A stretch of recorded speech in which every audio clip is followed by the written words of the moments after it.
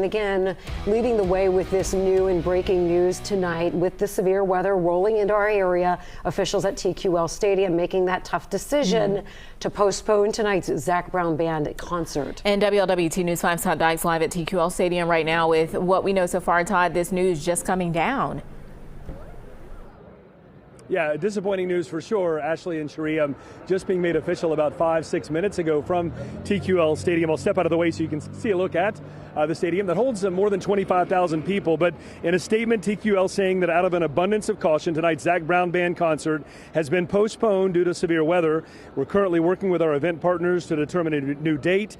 All previously purchased tickets will be honored for that rescheduled date. No action needed to keep your current tickets and seat locations. And then it goes on to talk about steps that people who won't be able to make that rescheduled date, what they are advised to do. So a lot of moving parts of this. A lot of this just happening clearly within the last 45 minutes or so, and it's been very interesting. We talked to workers who were leaving earlier. They indicated that the show had been canceled. Now we're hearing postponed. That's the preferred word at this point, but nothing official again until within the last 10 minutes or so.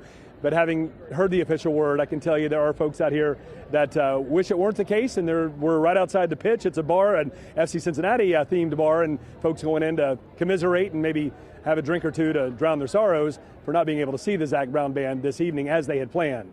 For now, reporting live here in the West End, Todd Dykes, WLWT News 5. And I'm sure it can be confusing for people who are walking out with the sun shining right now. Todd, have you talked to any of those folks who are leaving and just how they're feeling about all of this? Many, Ashley, and I think the sun shining right now is probably what people would prefer they didn't see, because it's energizing the sky. Number of people, I talked to a woman who's from Northern California, was going to see her 147th show tonight.